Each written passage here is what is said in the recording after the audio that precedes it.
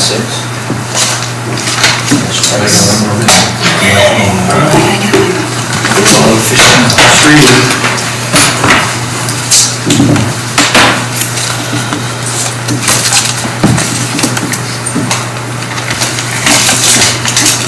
At 6 p.m., let's call the regular village board meeting to order. Join me in a moment of silence.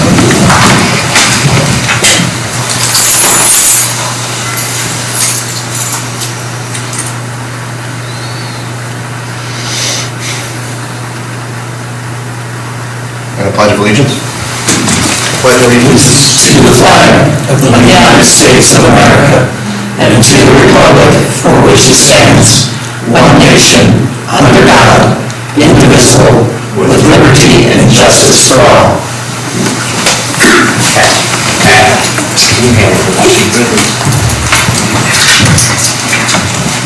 Do I have any public announcements this evening? I'm sorry, Madam Clerk, do you have the roll? Yes.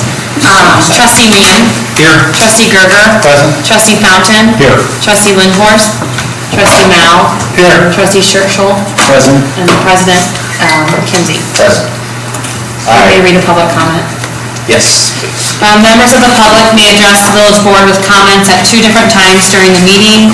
The first public comment section is for comments on agenda topics only. The second public comment section is after the new business section, and this time allows the public to comment on any item relevant to village business. No citizens shall speak for more than 5 minutes without the presiding officer's consent. Members of the public who wish to address the board must sign in to speak for either of the 2 public comment periods prior to the commencement of the meeting. If time allows, the presiding officer may ask if anyone else would like to address the board after those who signed in.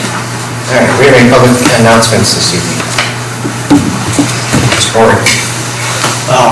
American Legion and the VFW request permission to use the Veterans Memorial Park for Veterans Day ceremonies on November the 11th at 11 o'clock. And invite the public. I'll schedule. 11 a.m. I assume. 11 a.m., yes, sir. There will be a fire detail, and we will notify the police department and let them know that'll be going on. Thank you. Yes. All right. Additional? Okay, no. Sign in for public comments on agenda topics. Jeff, on the audio system.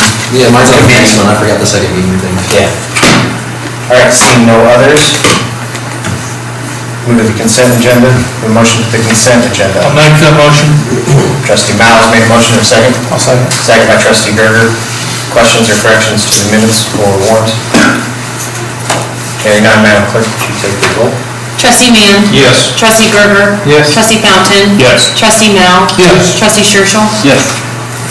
One item of old business this evening is the Illinois Municipal Utilities Association Mutual Aid Agreement. Motion to put that resolution on the table. I'll make that motion. Trustee Miles made a motion, second. I'll second. Trustee Fountain, second. Discussion. Hearing none. Madam Clerk? Trustee Mann. Yes. Trustee Gerger. Yes. Trustee Fountain. Yes. Trustee Mao. Yes. Trustee Scherschel. Yes. All right, quick board meeting session. We do have public comments on village business. Was that the same for both? Did you guys want to wait after the meeting? Paul, after the committee? Yes. Then we've got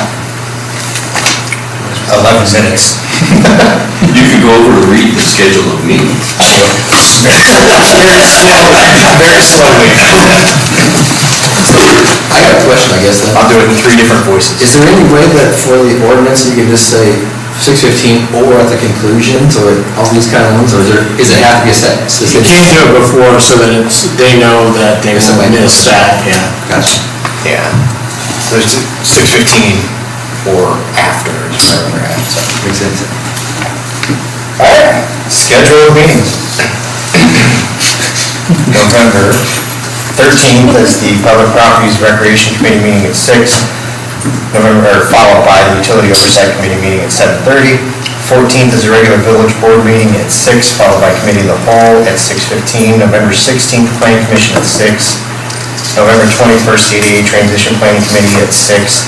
And November 28th, the village board meeting at 6. All meetings here at And if I may add, we actually do have a rescheduled ADA Transition Plan Committee meeting this coming Thursday at 6 p.m., October 26th.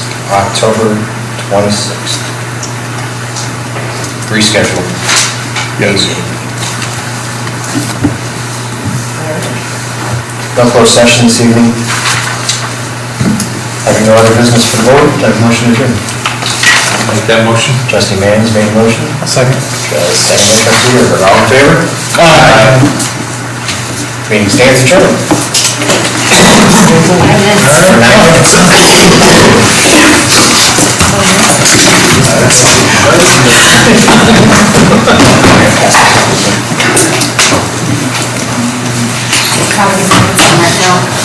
I can probably give these minutes done right now. 9 minutes.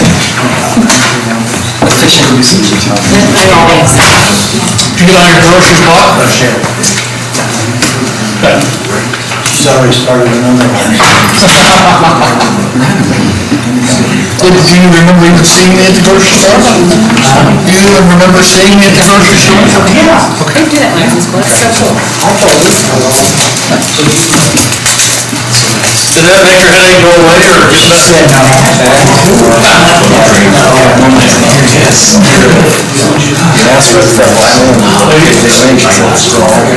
Kara's not coaching though, right? She's just there. She's just there. So my sister-in-law was so happy with that. Good stuff. And then my sister and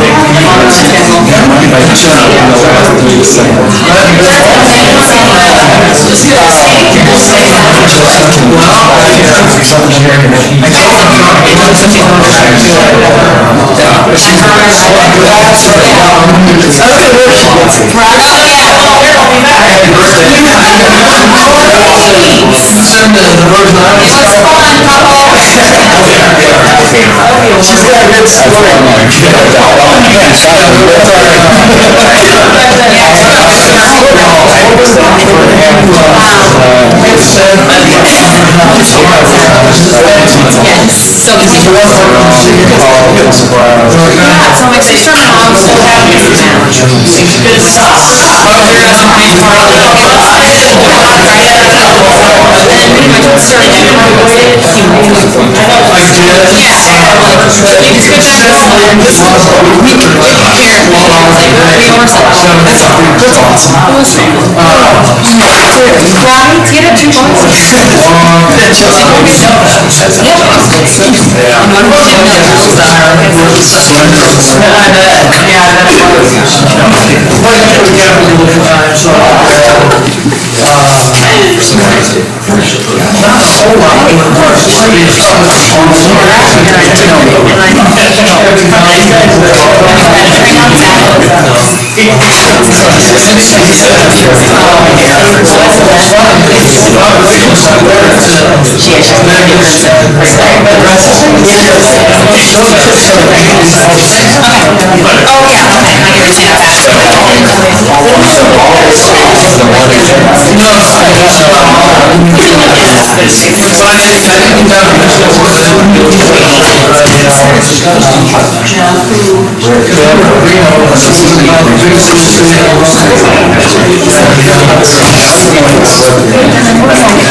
avoided.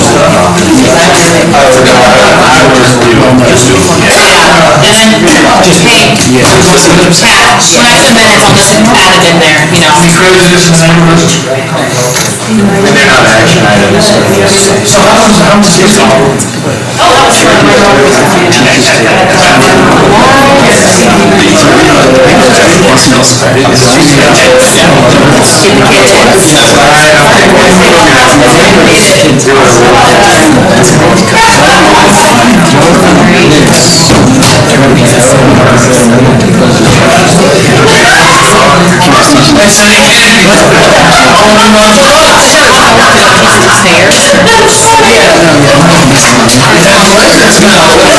Yeah. That's a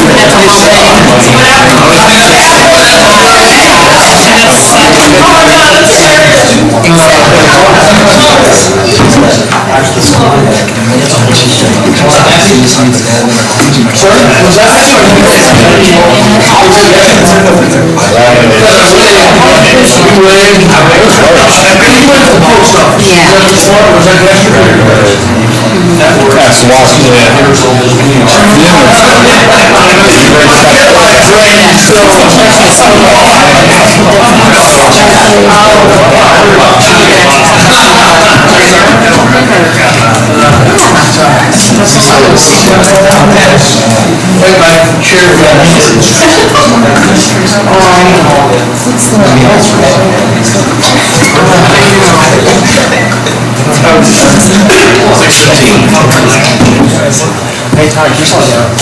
You,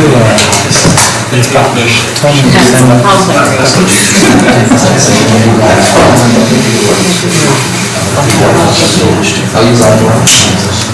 You know what? Yeah. oh, because you're gonna use it.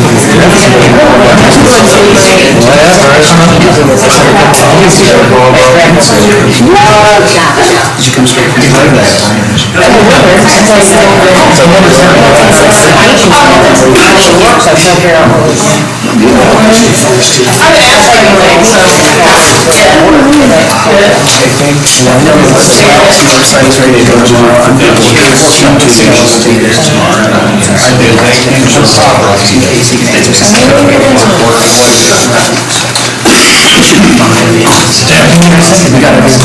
Bring the stuff to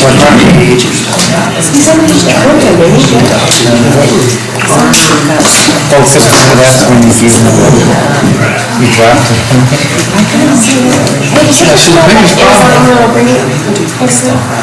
No, I did not.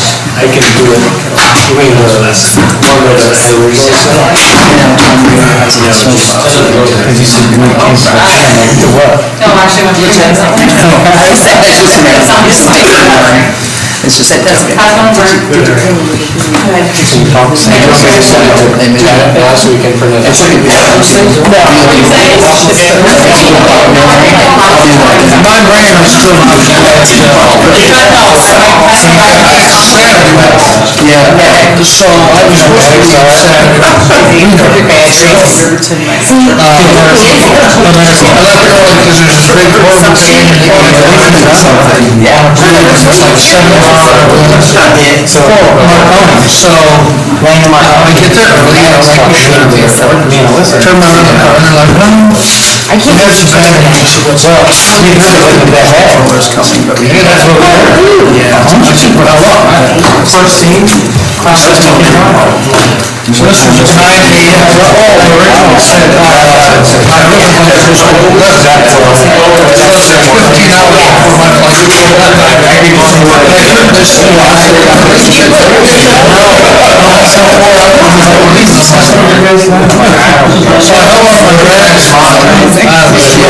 So I held on my bags. Yeah, so it was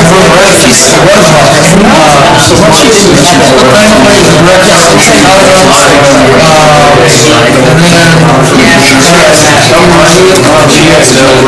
don't mind flying into here, but it's tough to find flights. So I was there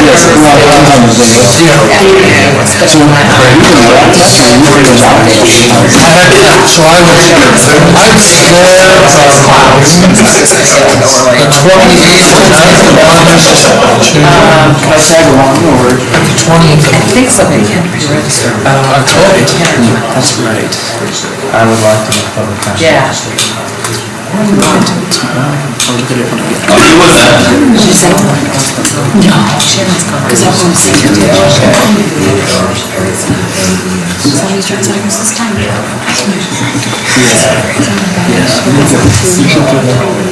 Yeah, I know.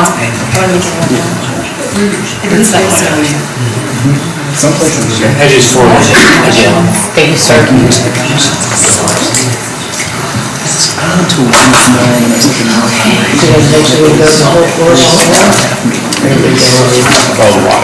She's all that. Are you ready, Mr. Chairman? I'm ready. You ready? 15 seconds.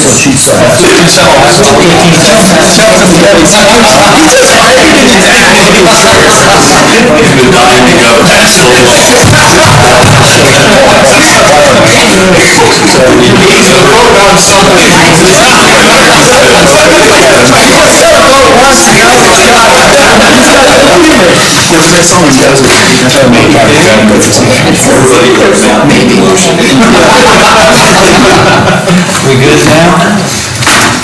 All right, like to get a call to order and roll call. Trustee Mann.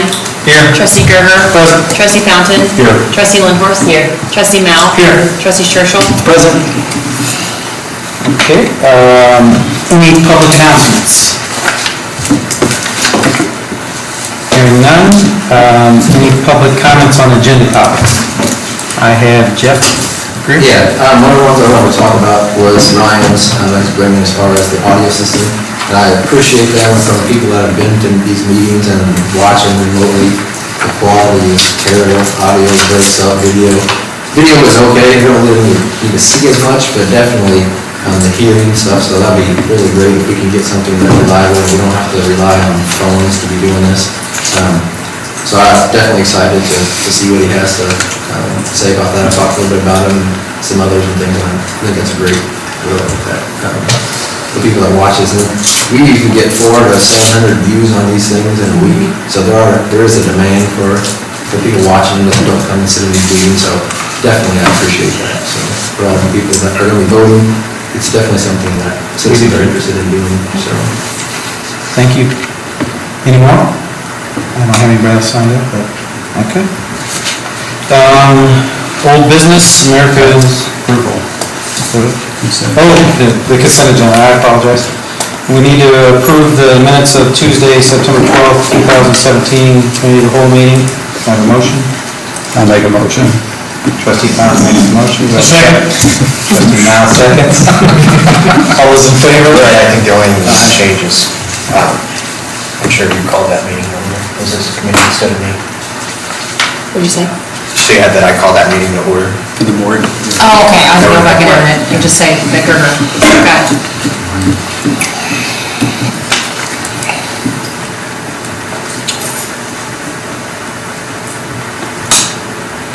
All those in favor? Aye. Opposed? The ayes have it. Okay, moving on to old business, Americans with Disabilities Act ADA Transition Plan Update, and Terry? Basically, we did not have a quorum in September, so we did not meet. We do plan on meeting this coming Thursday, October 26th, here at the Village Hall at 6 p.m.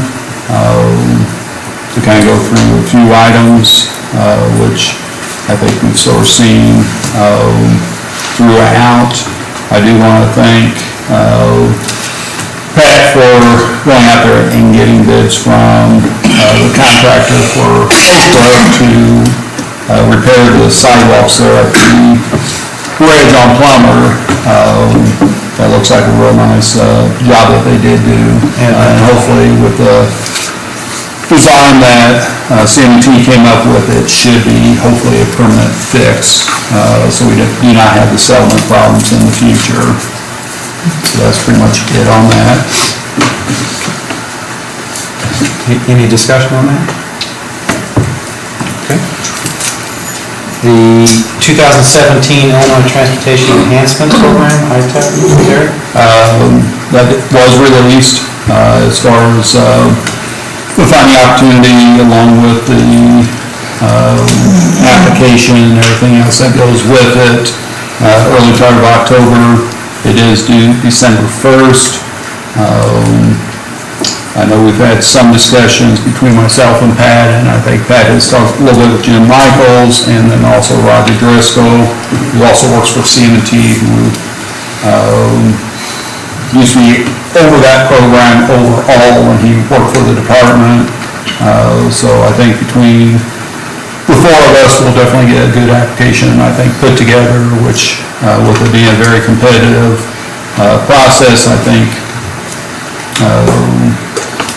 I really hope they'll score well, but we won't know until sometime in the spring of 2018. Any discussion on that? All right. On the new business, thank you, Terry. Comprehensive Plan, Springfield Sangamon County Regional Planning Commission. Been here tonight to... That would be me. Thank you for coming. I'm Molly Behrens, and I'm Assistant Director of the Regional Planning Commission. Hello to all here tonight. I believe, do they have copies of what I submitted? Or, As far as the agreement, or? yeah, This one? yeah, that's what I'm referring to. The Planning and Services Agreement, I took a crack at doing a draft. It looks like this without the pink Friday, Planning and Services Agreement between the village and the Regional Planning Commission. And attached to the first several pages of it are the legal part of the contract that the Planning Commission uses with all its communities that we do the comprehensive planning for. And then attachment A is the scope of work, which is a proposal that is specific to Chatham. And on the very last page, the very colorful time frame on the months that go out and the activities that go out. Has everyone had a chance to take a look at it, or do you want me to go through it? Chairman, what's your pleasure here? If you could go through it, Ursula, if anybody has a discussion topic, does anybody have concerns or questions on it? I guess the only thing I call it, and it's not a real big deal, but on page 4, line 11, throughout the document, you refer to yourselves as the commission, but then you also throw in the term contractor. And it's the same. It's the same, and that's just, like I said, it wasn't a big deal, but it looked like throughout the rest of the document, it's always, you guys were always referring to yourselves as the commission. I'll be happy to change that for continuity purposes. Thank you, trustee. While we're on that page, 17 through 19, the highlighted part, the compensation should be paid in, I left the installment blank, with the trigger points. And I need to know from the village, if you do accept this, then you need to come back to me with a proposal about how you would like to do the payments to the commission. Typically, we do it in 2. One is after a set up body of completion of work. For this particular one, I would recommend a period of time shortly after the focus group interview report is submitted to this commission and to the steering committee. Or we can do it at the beginning of the survey, when the surveys go out to the residents, and that'd be a good trigger point. And then the final one is due when the final report is submitted to the village board. And so it's within a 30-day period of that being submitted. So that enables the village to pay it out of 2 fiscal years. We can be a little bit flexible with that if that would help with your budgeting purposes. If you remember back to July, we talked a lot about the survey, and I do have 2 bids from the University of Illinois, Springfield, and those are the ones that did the survey for the city of Springfield. One of them is without the analysis of the net scenario. The planning commission would do the actual analysis like we did at Springfield, and as of the day that we got the bid, which is about a month old, that was about $8,200. That assumes mailing, let me get the exact for you. Basically 1 per household. We would use the village's utility list, and then they would be randomized, basically 1 per household, and we'd ask the person who's, for example, one way to do it is that if your birthday is closest to this date, you need to be the one to fill out this survey if you're over 18. So it's a way of kind of randomizing, and UIS would help with that. The other part of the bid is just right at $9,700, that would have them doing the actual analysis. So that I thought that if you do decide to go with us for this particular task, that you would kind of leave it to us on to which one we wanted to use of those, because it comes out of the total amount of our bid, $23,000. And we can kind of adjust our staff work working with UIS to determine which is the most timely, most effective, and most efficient way to get that tested. So that's already in your number? It is in the number. 23,000 total, that includes the survey. Gotcha. What is that, where you broke it down at? on page,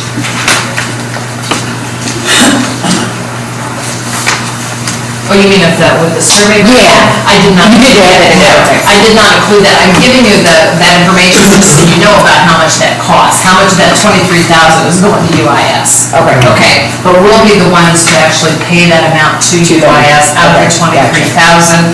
I just wanted you to know kind of where a lot of that money goes to UIS. But it's also more time effective for the commission to do it that way, for us to spend our time doing more of the analytical work, the land use planning versus doing a lot of the survey data entry.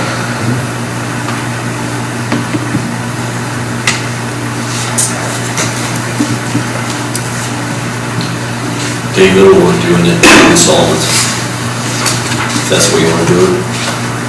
We got time to decide too. So what's our next steps then, Pat, for this? I think we go into it and sign the agreement with them, and then we start the process. We need to vote on signing the agreement, Jeff? or- Yeah, that'll have to be an action item. Okay, so if we could, can I get a motion to put that on the next? I'll make the motion. May I ask something before you get too far in Sure. Robert's rules issues?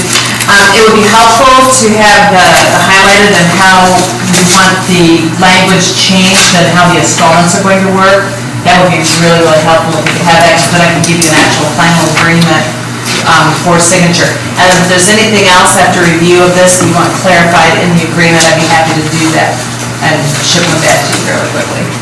Well, could we still put it on an agenda and then turn back those changes? Yeah. So I think, Pat, if we could get with you and kind of just... I'll put down a recommendation for these, and then you guys can take a look at it and see if that works for you. And then get them back to them, and then... Do you have a general preference, do you want to just do it all in one fiscal, payment all in one fiscal year, or do you want to do, the way it lines out, it looks like the focus group report would be around April, right at the end of the fiscal year. Is there enough there to do it in one payment, or do you want to do it in two payments? What was the timeline thing? When is it completed? The timeline accounts for a 2-year time frame, and there's several reasons it goes out to 2 years. Is we don't know what necessarily right now, we've got the staff to be able to do it. 2 years, we are anticipating coming in at 18 or 20 months.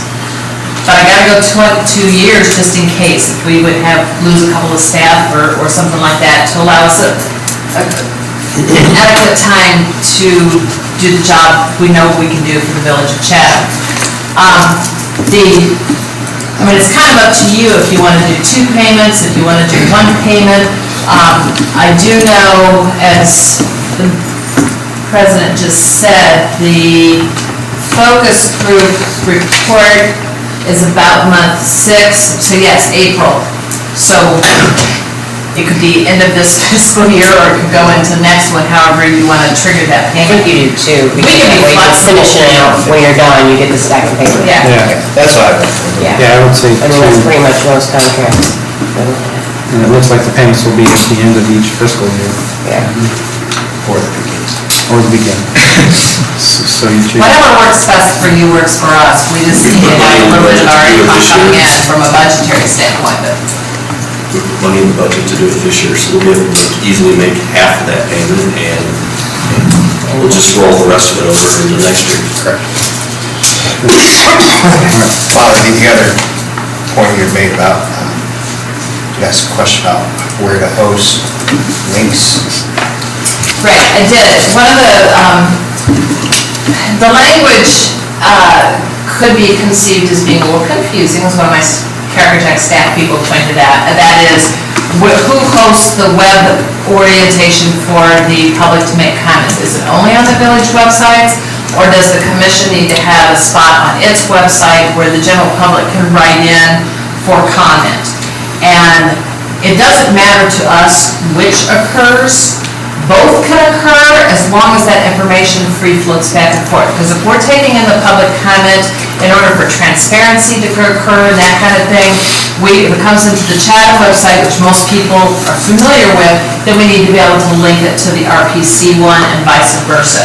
So if it's okay with you, we can leave that language language a little bit flexible, or make it some sort of a subject to the approval of the village manager working with IT. I don't know what your preference is with that. Is it generally a form-based? It is, or it could be an email. At the time we do the survey, that will be form-based. That will be, people can go online. What happens is UIS makes that available online through their system, and then you'll post the link, we'll post the link, and it takes you directly to the UIS system. And then we keep track of who fills it out online versus who is the random sample. So we can make sure there's not a lot of duplication, shall we say, or stuffing of the surveys. But as far as just general public comment, it really is primarily through emails.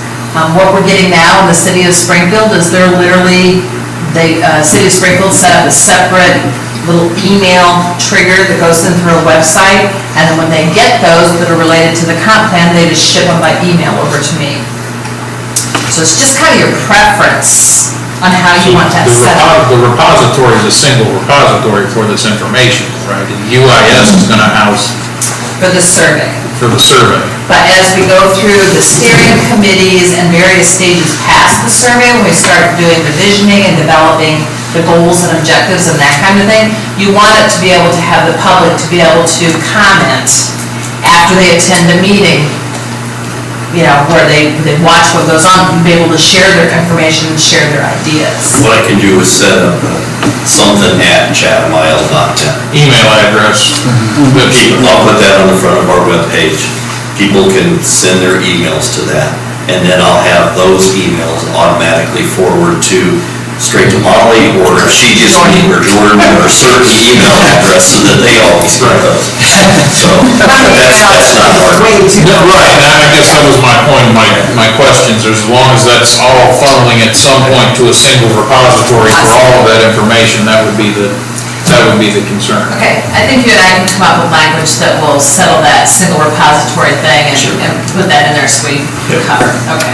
I know when Springfield did the train track relocation project and the comprehensive plan, I believe there was time for the public to actually meet with the group and talk to them, and is there something that we might be interested in, is having kind of a public forum saying, you know, there is the internet way, you can submit your ideas that way, but do you want to have kind of a public forum saying, if you have ideas on what direction you want to see Chatham move, why don't we meet at the community building on this date, you know, have a little forum, you know, say, hey. You have two. Yeah, trustee Mack, your planning proposal right now has two opportunities for that on this press. That, as you can imagine, and I hate to get down to talking this way, but doing public forums and the staff time it takes and stuff like that, that's where you get into cost and expense. We're happy to add more, but your cost is going to go up a little bit. Just keep that in mind. Right now, at the end of the conclusion of the survey and the first visioning, where we come forward with the steering committee and develops kind of the first set of policies that'll be the guidance for the rest of it, that's a public hearing. When we did, and hearing is one thing, we treated the Springfield Bill more of an open house. We had it at the State Journal Register, and the entire room, all the walls, had survey results and options for pick this type of housing. And it was very interactive, and people could go from station to station, and we had staff and steering committee members at each station to take their comments, to answer questions, to answer particular questions, well, why'd you come up with this? Why'd you come up, and really give a lot of information about the whole process of developing a comprehensive plan. I know that the comments we got back through our joint email and stuff from the city of Springfield was really positive, because it was a good learning experience for the community. And then the second public hearing is at the conclusion of the process, when the plan is actually done, it's been submitted out for public comment for 30 days, and then there's a hearing. So, if you would like more of those, we'll be happy to build those in. No, I think two is enough. I just want to make sure we have one built in and. We do. How many people came to the one for Springfield that you dealt with in a meeting? It was, we probably had about 60? Yeah, I was gonna say 60 to 80 About that 60, night. and keep in mind, Illinois didn't get much cold weather, but it was on December 14th last year, and it was a cold day. It was bitterly cold. And it was also the Wednesday of the Christmas walk. And so we missed a lot of interaction there. But it got great media coverage, which was good because then that directed people to go to the website because the same information was available on the website, which meant they could view it there and then write in. So it may take a little bit of time, but you still get public comment, which is good. You want public comment as much as you can get. I didn't get that many, I mean, that's. We were pretty pleased, we really were. I think a good thing is we start to see media coverage of this already. I think it was in some newspaper. Yeah, Mr. Lake. You know, and of course, she lives here in town, Yeah. Landis does, but, you know, and in Chatham, I don't know, you know, as far as the meeting and attendance-wise goes, we have had different meeting events where, you know, we thought the crowds would be 40 to 50, they turn out to be like 150 to 200, so I think it all depends on how you put it out there. I think social media is very important to make sure it gets out there. And if it's an issue that touches people in Chatham individually, like this comprehensive plan will, like our water issue did, I know there was several people there, that's where we had the couple hundred there, and I think you could get that same amount there. If we did that like in our community building, and had like the ideas around the room, you know, having people interactively say, hey, I like this idea or that idea, and giving people not giving them the thought that, hey, I actually have a voice in this I'm helping pick this idea or that idea, and I think that's really the best, and I think you'll get a good crowd out of that. The residents loved it for Springfield. They really did. They felt just like you mentioned, they felt really involved in the whole process. How many do you think you could handle at a time? If 60 was for that, could you do 100? Could you do 200? I think we could. 200 would be a little bit different format, but we could work with that.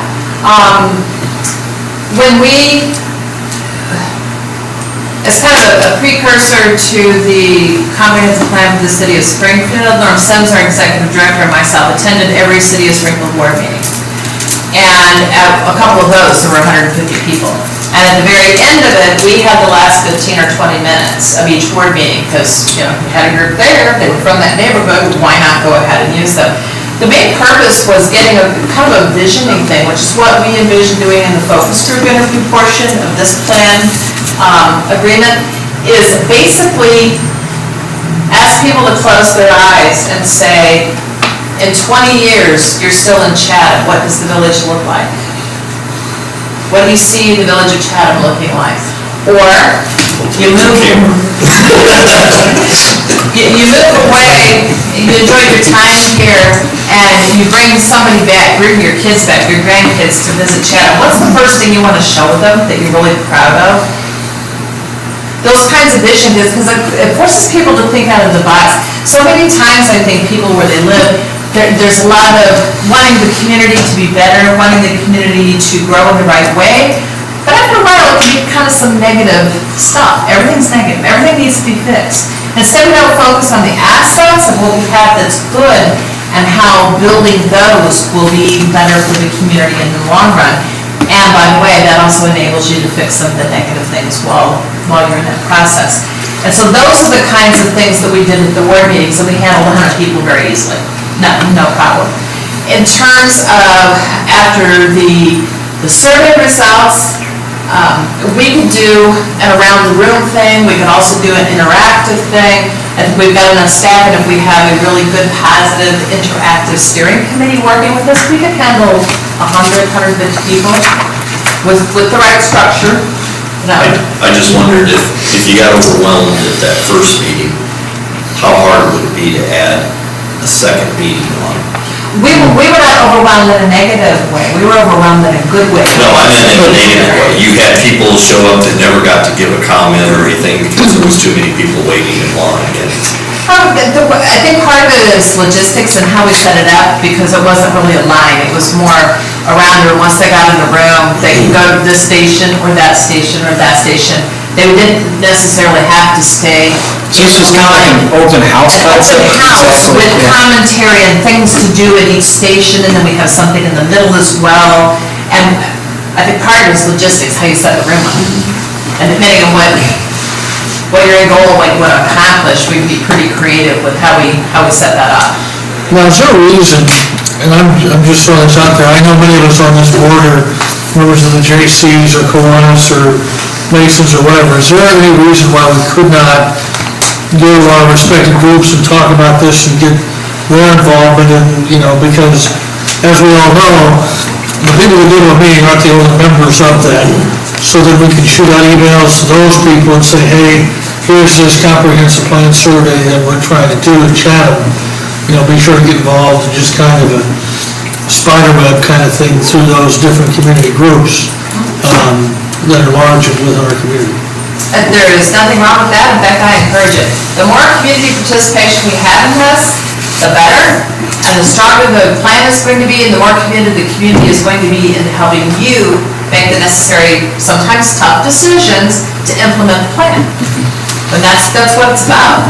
And I know the mayor, the deputy mayor, people on the steering committee, I went and met with Local First when we were in the process of doing the plan, and actually did that visioning. What do you see in 20 years? And hitting some of those target groups, the Chatham Chamber members, the realtors who live in Chatham, the developers who work here primarily, those kinds of things. One thing that you're talking about with that, and that you brought up, Matt, which is a good point, is, we've done this with the other committees you brought up, as we were looking at, I know this is just mayor appointed, is maybe adding in like we did at that one where it's, two are from board and two are from, mayor, so it's not just. Yeah, how many people make up the steering committee? Yes, it's not just Chatham one is person. usually this size 7 to 9. You could go 10 or 11, but I hesitate to go much over that because then it gets to be a scheduling nightmare. Right. You want a good enough group to where the work is dispersed evenly, but you want it to be a very heavily participatory group. And what I generally recommend, we're getting ready to start the counties also. And what I've recommended to Mr. McFadden is that we have a representative from the Home Builders Association, Farm Bureau, the Realtors Association, trying to think who else right off the top of my head. But basically, those main groups. Springfield, the mayor was on it, but none of the aldermen were on it. Well, that's, we're all in an organization, is to have a partner, How we want to with that many people, is to actually have, where everybody appoints somebody, they think will be good to the committee, instead of it being just mayor driven, it'd be nice to be board driven. Well, in Chatham, one thing that we have especially, and I want to make sure we have on the committee, is we have townships that are also part of our community. So to have somebody that's from Ball Township, who's also in the village of Chatham, representing the townships, so we hear their ideas and voices, as well as Chatham Township, which of course we still is part of Chatham, and making sure we have something from each of those groups, like the school board and the whatever boards and all those groups, like you said. And I think, Trustee, that's a very good point. I'm not positive it would be as necessary to have those people actually on the steering committee as it is to go back to the idea you had about making sure that you attend one of their meetings, ask for space on the agenda, and say, we want 15 minutes to discuss X. And that way you're pulling those people. Now, as far as the school board, I know that they just do a comp plan? They're working on it. We will, as a part of our relevant comp plan review, as a part of this agreement, we will pull that in and review that to see if there's anything applicable that we'll pull from it. We'll pull township reports, anything like that related to transportation. Because you share extraterritorial jurisdiction, the sectors that were just finished with the Springfield report will be reviewed as a part of this plan as well. So we'll be pulling in some of that information automatically with that research review. So behind that, with townships, focus groups like where neighborhoods could come in, so that general neighborhood concerns could come collectively to the focus group. I think what we're kind of driving at here is we need to build a better structure than what you laid out, which, you laid out a proposal for us, but we need to have some conversations ourselves as trustees on how we want to lay this out, because I think exactly what we're talking about here needs to happen. We need to get involvement from our civic groups homeowners associations, all those things need to happen. We can't just talk about it. So we're gonna have to divide and conquer amongst this board. We're all gonna have to take a small chunk, go out, represent this board, get the people involved, and go from there. So I think that's what we're kind of driving at here, all the way around, is we need to kind of divide and conquer amongst all of us sitting here. Well, this, again, is based on the one big, review, open house, public hearing, whatever, and then the one at the end, and then the focus groups. If there is a desire for us to independently go in and meet, say, instead of 3 groups, you want it to be 5, or you want it to be 8, or whatever, let me know. The cost will go up a little bit, because I gotta pay for staff time. But I don't, it may be worth it for you, for the independent perspective, to spend the extra $1,000. I don't know, that's up to you. If you'd like me to go Are you through some saying of that that. for focus groups, you just want more board and not just tract? So I'm on getting people to get involved, like, you know, we're all parts of different members, right, of church bodies, and so, but we need to decide as a board how we want to structure just doing that, just returning the correct people into this steering committee, so we do get the right cross-reference of our community, not just what we think individually, but let's go out, get information from the people that we do deal with on a daily basis, bring that back, come up with our cross-section that way, and build a framework just for ourselves on how we move this forward. When I was writing the focus group section, and I was thinking, okay, well, in case the question comes up, so what target focus groups I would recommend, and in no particular order, and this is not the end-all either, but some ideas I came up with was the business chamber members, the boards or representatives from your homeowners associations, is there a coalition of faith organizations? Yes. Somebody from all the church? Is there someone from the philanthropic, like you mentioned, the Masonic Lodge, the veterans, all of those groups? So you'd have representatives from those groups. So that's 4 right off the bat. It gives you kind of a, and then you've also got, I would recommend, as another one, or we can do that kind of separately, would be the chairman or vice chairman of your village committees. You've got an ADA committee, you've got an informal parks committee, if I understand it right. Those kinds of groups that may be volunteer organizations but work with the village, and your kind of subcommittee structure, and meet with them as well. So that's 5. 6. 6, I mean, it could be endless.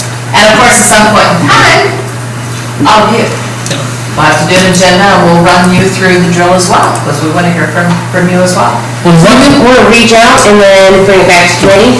Okay. I think so. And then we'll, after that. And what's important to me, Start throwing ideas. Yeah. Would be that, and What would be a nice makeup, if we could all develop our own list, what do we think a nice makeup of that steering committee would look like? So will we decide that at the next committee meeting? Right. Or we could have further discussion. I say what, Discussion. my schedule says we have, Plenty of time. it looks like 2 months after the time we sign the agreement. Well, I mean, we can do it before the agreement, so we're on the same page, is what I think. And I built that 2 months in, because I thought that once this hit, there would be discussion like this. And so I built that in automatically. Well, I think it's good to have a timer too, I mean, as well.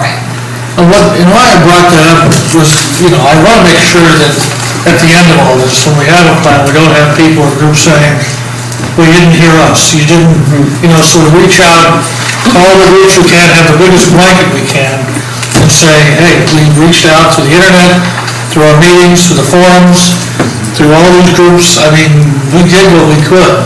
And, unfortunately, I want to do what we can just to make the umbrella big enough to say, hey, we did our part, where were you? So, Well, and Mr. Landis has, because I spoke with him on Friday, you can probably tell, and Mr. Landis has indicated that he will be tracking it, plans to attend some of the meetings as well. So there will be media coverage, so people watch what, and generally, then Channel 20 will also cover it, because they read each other's media, so. They sometimes attend our meetings, they haven't There you lately, go. sometimes.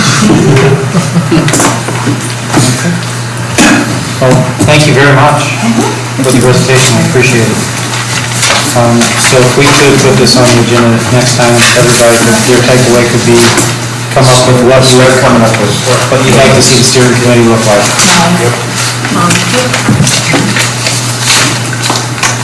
And then once we get that solved, we can have that part put in here, and then Pat can finalize that. And we're looking at 7-ish? 7 to 9, she said. 7 to 9, I mean, you can't go bigger than that, it's. I think you're getting too much. But what the problem with going too big is, you look at our parks board that we built for 14 people, and you couldn't get the quorum, or, you know, you just had half the thing, so it's like, And think about sustainability too, this is a 2-year commitment, this isn't a 2-month commitment. So they've got to, you know, once they're in, you need them to stay in, so that, for that consistency. The city. What's the smallest you can go, if you can't get anybody?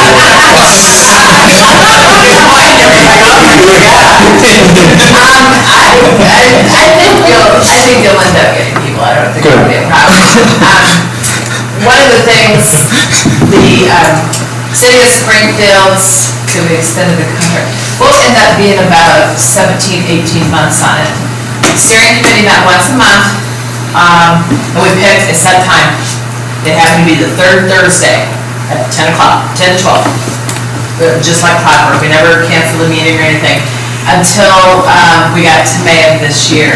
And then when we got into June and it started being drafting where we have product for them to review on a regular basis, we did meet twice a month for 2 months. And do you guys facilitate that meeting? We do. And how long, are those meetings generally an hour, or how long are those meetings? We plan to, some of them dismissed in an hour and a half. And let me be clear, trustee Gerber, we are there, we monitor the building, we help the steering committee chair actually set the agenda, we make the presentations, but the steering committee chair will be the one who will actually run and facilitate the meeting. Okay. They become a public body. Yes, they do. They're appointed by this board, so they become a public body subject to the Open Meetings Act. So we run it just like an open meeting. So let me ask you, with it being set during the daytime, you know, for the city of Springfield from 10 to 12, was there much in the way of the public coming in and commenting during those meetings? No, we did not have a lot of public comment. We had periodic, I would say. But our steering committee also, one of the people on the steering committee was the president of the Neighborhood Association. It's called ICON in Springfield. And after every steering committee, the number one agenda item for the next ICON meeting was an update of the steering committee of the comprehensive plan. We had somebody from the Realtors Association on it. We had somebody from the faith organizations. So they were our linkage back into the community to give the updates, so people didn't feel as compelled to be there. Obviously, that is a concern though. If you have them at night, it does open it up and make it a lot more available for the public to attend. Selfishly, night works for us okay, as long as we keep it on the same night, because our night schedule tends to be a nightmare sometimes. And we have to work together to come up with a night that will work for our staff. And how many of those meetings are included in your package? 1 month. 1 month. Yep. 1 month, except for the special meetings, which are in addition to the 1 month. We have 1 month for the steering committee, and then toward the end of the process, as many as 2 a month, like for the last 4 months, and those are part of the, I've built that in. We'll see. 4 months. Yeah, and depending on how, it just kind of depends. If we're running ahead of time and we don't need to do that, then we don't need to do that. The steering committee's going great. Just kind of depends. You know, the steering committee's responsibility is to review everything that will become a part of the comprehensive plan, and that includes reading it and really thoroughly thinking it through. And in the case of Springfield's, Chatham's will be this long, but in the case of Springfield's, it's a 127-page document. front and back, left by 17, with full citations and appendices. So it's lengthy. And the steering committee read every word as it was going through the process and helped formulate that, so. Except for 9 people. Don't talk about it too much. I don't know that detail. With staff tries to make it as easy as possible. We've done a number of these, and we pretty much know the format that works. Every community is a little bit different, we need to tweak it, because we want to be able to address it to your community, but we've done enough of them, we've pretty well got the process. Thank you. Thank you so much. Appreciate it. All right, next is CMT engineering updates. Jim in? Jim gave me a late text here, said that he had an emergency at home, and he shot me an email with a few topics. One, the tank inspections, the above ground and the ground storage one, have both been completed, and we're waiting for the results on those. But the preliminary results was that the companies that investigated it said they were in really good shape on the inside. MFT is nearing completion. Oak Brook is done. Patching is done on the sidewalks along Plummer, like Terry had said. Good question, Pat. The board, has that ever been striped like that? Because I drove down that yesterday, I don't think I have ever seen that striped like that. Not in 9 years I've lived. I can't recall. Okay, I mean, it looks nice, I mean, but Oak Brook looks nice too. I tell everybody to drive on the stripes, because that's the best part of the road. Yeah.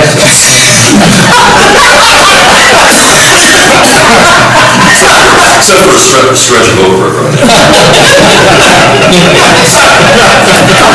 Wow. Got the whole laugh, you know. We got 2 days left of striping, pending we have decent weather. It's dry. Highland subdivision, they'll probably be finishing up their concrete work for their roadways. Some of the cul-de-sacs are done, but the main road coming in isn't complete yet. That's looking really good over there. Let's see, other items. We did have, since we had some extra money left over from MFT, and Kenny Construction was in town, they will take care of a few of the patches that we needed done over on Ptarmigan between Teal and Plummer. So they patched some of those areas there. What else? The last 2 weeks of fall cleanup were huge. I think we went through 33 dumpsters over the 2 weekends. Wow. So you can't drop off anywhere in Springfield or Chatham residence? I'm sorry? Yeah. No, like, they won't even take it, even like trying to find a place to drop off in Springfield, trust me. I just cleaned everything on my house. It's almost impossible with Chatham. Even if you placed? You missed your chance. No, I mean, I try to pay people to pick up. And then when? Yes. You can order a dumpster and have it dropped off in your driveway. Yeah, so I think that's honestly something we need to look at in the future of having, I know it's not exciting, but it is very hard. Now, if you live in Springfield, you get everything picked up for free, life's good. So I mean. It's expensive. It's expensive. I know, When you see the boards for it, you go. But this changed in a year. We need to be aware that this changed in a year. I mean, this was, I paid 2 years ago, I'd say, not a year, like 50 years ago, $75 for a ticket off my couch. I had to wait, store it to get. Or you could not move. Pat, I do have one other question on the engineering stuff. What is the deal with the Fox Creek expansion? They're still moving dirt, they seem to be moving dirt around, but they don't seem to be doing anything with it, but moving it. What the heck are they doing? Fox Creek's drainage area failed. Terribly. They hit a field tile, and our engineers told them that they needed to repair the field tile and have it run all the way down to the box culvert that goes underneath the road. They decided not to do that, so that washed out a bunch. The concrete swales that came over the top of the hill and ran down, that looked like toboggan runs, those didn't work. So now they've gone back and they're removing those and putting pipes in so that the water comes over and actually goes down inside the pipe and doesn't erode the ground away. Are they putting riprap in that hole they dug, or what? They will. Okay. They'll have to do that. Because they They'll have just- to stop the silt, any silt from getting out of that area. So- That's my concern, knowing what we're facing with the silting and stuff from the EPA. It's just, I mean, I know at least we're holding them accountable and not letting them start anything there, but that's... You know, the streets are done, I think sanitary sewers have been inspected, storm sewers probably need to be jetted out, just in case some of the silt fencing or fabric that they had over the inlets gave out over the year. And they have not certified any of the water lines yet. So that needs to be all tested, pressure tested, cleaned, tested. That's still on the agenda, as well as their open ditching. Have they given, I'm sorry. Go ahead. Have they given a timeline of when they plan to have that drainage No. fixed? No.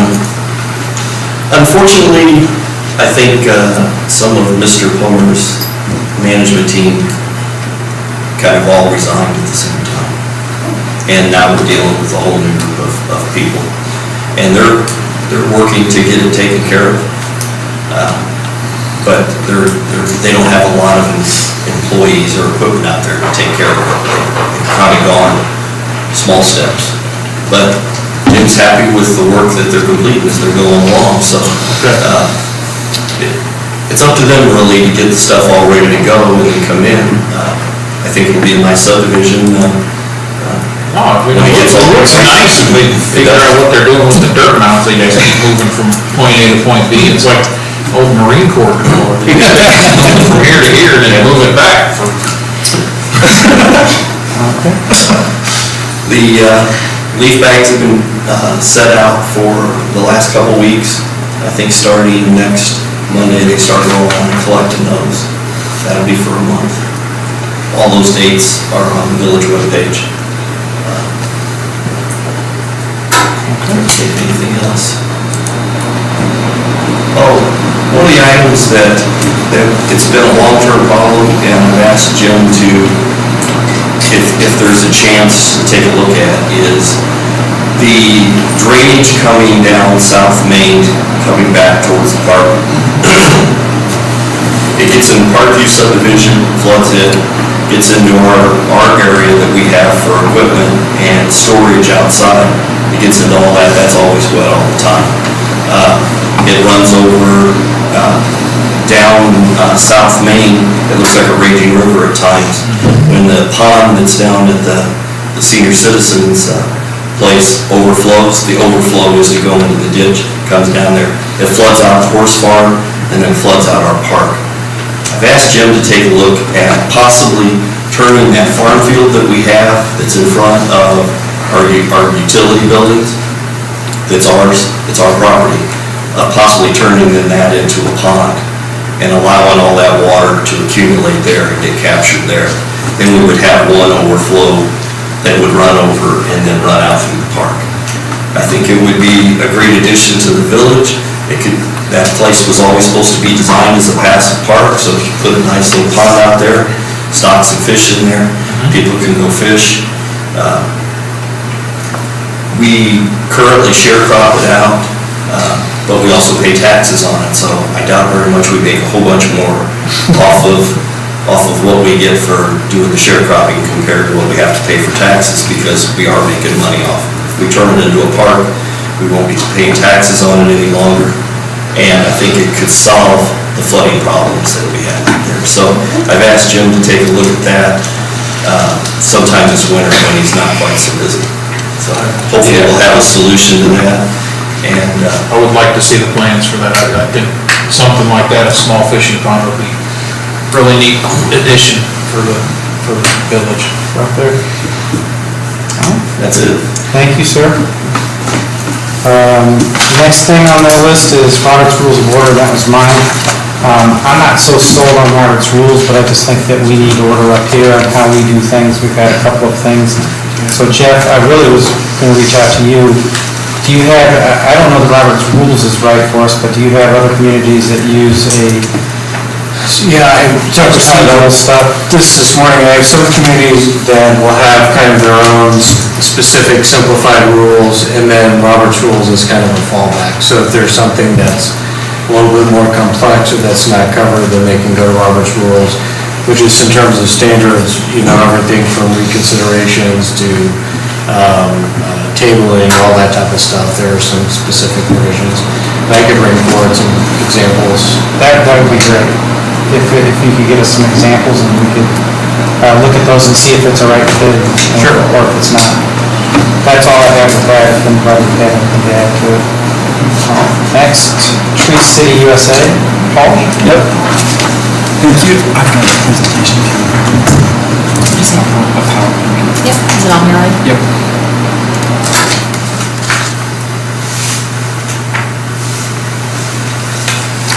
All right. Yeah. So, this is a program through the Arbor Day Foundation. I'll try to keep this brief and go through that, but just to give an overview of what it is. Before I start, I want to highlight this isn't a fee on anyone, or this doesn't mean we have to add hundreds of trees either to the community. So, I want to dispel any notions that that's what this is. This is more about a good program to talk about the value of trees. It's an opportunity for us to partner with the schools in education about tree maintenance and what it can provide. Just scroll down. So it also, trees are a good part of any community, for the infrastructure, health, legacy, all these things, but it also provides for a plan. We do tree maintenance, but if you notice, a lot of education, I called the Renee Hildebrandt, who's at the Illinois Department of Natural Resources. She's the state level, she's the state urban and community forestry administrator for the state of Illinois. And, a lot of this program is education, so people don't plant trees under utility lines, because then we have to go through and trim those. Or if you don't have a plan like this, you've got a lot of older trees, and if you've got older big trees, they can be hollow. That's a safety issue. So a lot of it's a safety issue with this program. I'll go through it. They have a lot of information about how trees are great, and I think we all know that, how they remove CO2. I won't go too into the weeds on all of that. You'll all kick me out of the room, I think, if I get too into the weeds. Okay, Paul, let me ask you a quick question. Yeah. Since they have the state person there with the DNR, do they provide some of the educational parts where they'll come out to the schools or do whatever function? Yeah, we can free of charge. I'd have to work with them. I wanted to have this first discussion with, to see if this is something we could move forward on. But I didn't get to that detail.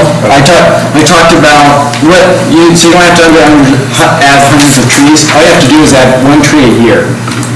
And it really could be seedlings given to a classroom at the school, and then they maintain those trees, somewhere throughout a year. And it's part of an Arbor Day celebration in April.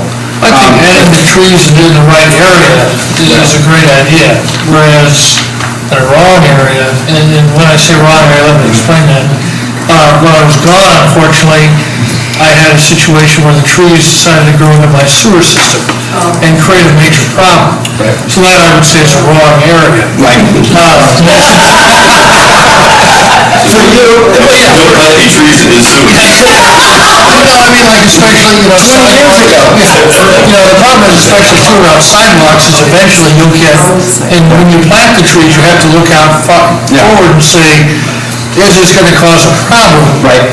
And, like that tree right there by that sidewalk's probably gonna break in a couple of years, because that tree blows it up, and then the village has to go and build a new sidewalk. And that's a good example, Matt. All of our utilities in new subdivisions are out front.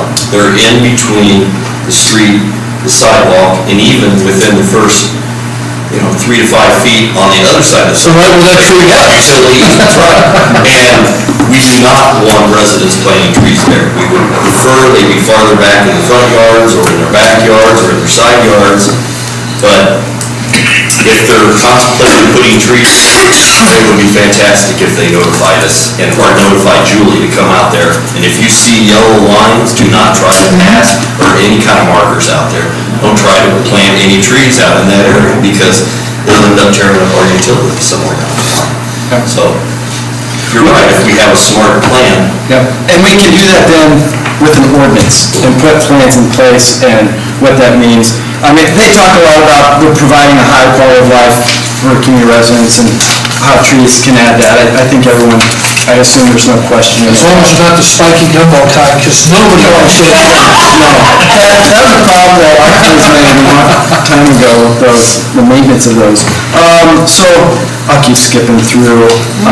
There's research on increasing property value with them and all that, and removing the CO2, of course. I think you just had 100 mature trees can catch 200,000 gallons of rainwater a year, so it can, help even with erosion control. All of those. But I'm going to skip forward to the program itself and what the standards are. Let's see, if you'll scroll down to... Program. Yeah. So, program longevity, yep, perfect. So, there are 3,400 Tree City USA communities in the US. In Illinois, there's 181. So what does that mean? You'll scroll through past the benefits. There's 4 standards to meet this framework, and that's really what I want to go over with you tonight. And then under the education, I mentioned, I talked with Renee Hildebrandt, who is at the DNR, and she had a lot of ideas of what we could do and talked about the importance of the safety, but also teaming with the schools, which was the original idea of mine with the purpose of this. There's a public image part. It can raise your property value, but then, let's see, keep going, these are all the benefits. And then go to, you need publicity after citizen pride. And for me, I think one of the standards when we'll get into this is you can do an Arbor Day celebration, and we can team up with the school and highlight the trees, provide this education, work with the local school better. We talked a lot about that. I know some in the campaign of how can we work with different entities in town.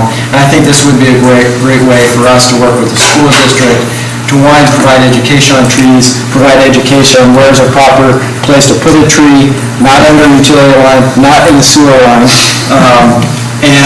So you can put that up. So now into the standards.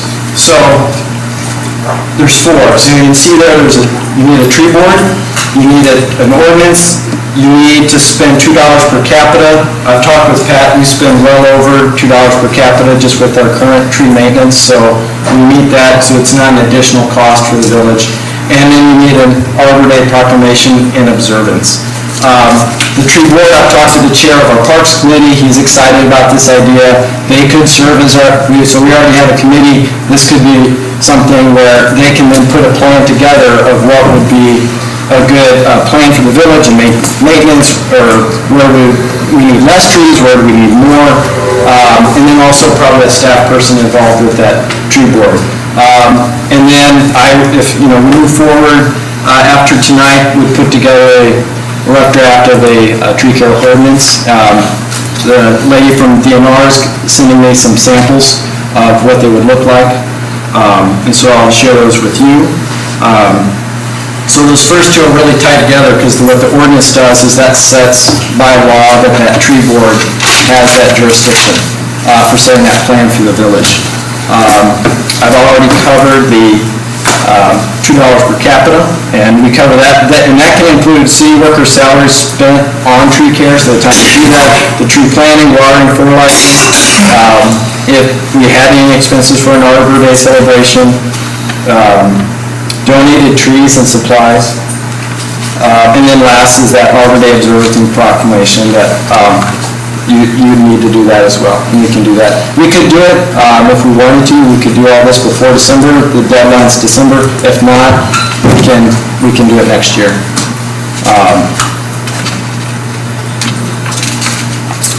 There's a Chinese proverb, the best time to plant a tree is 20 years ago, the next best day is today. That's all I have. So, I mean, we cover the standards. I think, really for me, in my mind, it allows us to be able to partner with schools, provide some good education, and get a plan together on what maintenance we need to do with the trees. I know that's been a topic, and I'd also like to highlight the value of them. You know, we've got a lot of new neighborhoods. You know, I want to make sure we have those trees going forward. Could you get sample ordinances for what you'd like to see to the board? Yep. Next meeting? Yeah. Put it on the agenda? So based on these, Your committee Yeah. right away. Yeah, oh, it is. We're not gonna be able to do that quickly, are you? she sent me one today, so I can send that out. You want to keep it in committee? Yeah, keep it in committee for right now. I'd like to have, to know if there's buy-in from the board and move forward on this, if there's any questions on it, and I could get those questions. Is Springfield one of these communities, did you say? I believe so. I looked, Bloomington, I was looking today kind of quickly through the list. I think Springfield, Bloomington, Forsyth is, Forsyth. I'll tell Bloomington there. I'll take the first train there. You get a nice little. Welcome in the new people.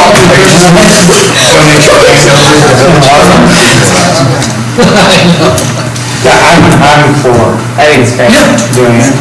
Hey, Paul, just real quick, the Chamber's always been an advocate of it as well. I know they've taken on programs the last couple of years about planting new trees, they've always planted new trees and stuff, so the Chamber's definitely one that they've done it the last couple of years. Okay. They wanted a Tree City USA? Well, maybe not Tree City USA, but they've always had classes on proper maintenance of trees, and they've also been out and planted trees, so the Chamber might be the one to reach out to. That'd be wonderful, and that can be part of this program and have that part of work with the Parks Committee. Thank you. Okay. Thank you. Thank you. All right, next, discussion on audio system for boardroom. Okay, so, everybody's got two proposals in front of them. And first I'll kind of run down from who they are from. The first one, the two-page one, is from a company called ZDI, Zeller Digital Integration out of Bloomington. Personally, I'm very familiar with this company. They've done a lot of work for us, and they do museum-quality presentation systems. And when you look at it, these two proposals are very similar in the way that they propose us fixing this room. But if you just flip over to the back page, you'll see ZDI is about $15,000 more than our second proposal from Sundown Mill. So, they do museum quality stuff. This is no museum. All that map was pretty old. Okay, so we wanted to just present the map, we're doing okay. And we can retire that particular camera in the museum. It'll be a display case. Hey, Ryan, in your opinion, you're the one that got these bids, you would have. I know you said this one is a museum, this one is not, and this is not a museum building, but which one do you think is the best for the money and for the future down the road? Which one's going to last? So Sundown One gave us the best overall presentation across the board, right? They know what they're doing. They've got a reputation, they're local, and if you turn to the last page and read their very last statement that they give us, they give us a lifetime warranty on their installation. They're gonna back up their stuff or they're gonna hear about it. You know, it's either gonna work or it doesn't, and if it doesn't, then they're gonna hear about it. The one thing that Are they prepared for that? No. I'll throw out the comparisons between the two, just so we kind of understand. The Sundown one was cheaper, it's $25,000, right, for the rebuild. And this is a complete rebuild of the presentation system. From Sundown one, they're gonna replace that projector and put a much larger screen on the wall over there, an 80-inch, I think it's an 80-inch. Maybe, no, it's 110 diagonal screen over there. ZDI wanted to put an 80-inch display, an actual TV monitor up there, so a little bit smaller. They're gonna upgrade that projector to a Ultra HD projector from Epson, similar but much newer device. We're gonna put a camera in the back corner on the back wall at some point that is from Sundown will be manually controlled from that area over there, from either the clerk or from the standing. They'll be manually controlled to be able to zoom in on the board or turn the camera to the presentation going on the wall. From CDI, they went the next step further and put an audio recognition camera on that pole that would automatically zoom in on whoever's speaking or zoom out if it's coming from a microphone. With this board, we're still life without an order. They're pretty freaky. I've used them in other areas, and a lot of them have two cameras. One's zoomed in on where it was, and the other one's constantly turning like this. But it's pretty unique stuff. So with the projector mount, since we have that projector mount, could they use the existing? Yes, that projector mount will get reused in the Sundown one proposal. Because they have... Now, it will get moved. It gets moved back a little bit because of the size of the new screen. Right? So the throw is different from the distance from the projector to the wall. Matt, you said the Sundown one would be like back in the corner and it would just be... Correct. And it could be moved. Correct. It will have manual control from the PC. Okay. Whereas the ZDI has the... It's automatic, right. So ZDI, where they didn't put the BOM, the bill of materials on this, that particular camera is going to be about twice what the charge from the Sony camera that Sundown runs. Let me ask you one quick question. Do they have the ability, just to make it easier on Pat or whoever, to have preset positions so that you push a button saying, hey, it's going to zoom in on you, or it's going to zoom in, or zoom out to the entire board? Yeah, there should be 3 presets on that camera. There'll be we'll call it the board view, and then you could do one to the presentation system, or it would zoom in right on that.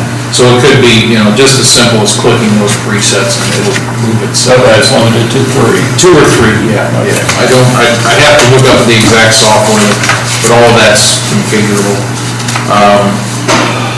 So another thing they'll put, so we're gonna replace these microphones that are on the table with boom mics, one for each position here, so there'll be 10 boom mics that will connect back to what's called a DSP, and that particular device will allow audio sampling to ignore, like Paul shuffling through the papers over there. You won't pick that up through the microphone system. It'll only pick up human voice. So these like boom mics that like come from the ceiling? They're going to come right out of these existing holes. The holes that are already here, which I believe were here at one point. We're going to put those back in. You'll have the ability to, and I don't know if we're going to turn them on or not, we'll have to play with them, to mute your individual microphone if you don't want people to hear you. We're going to replace the speakers in the ceiling. There's 4 up there now, 2 of which don't work. We're going to put 6, I believe is the count, 6 speakers in there with the new system.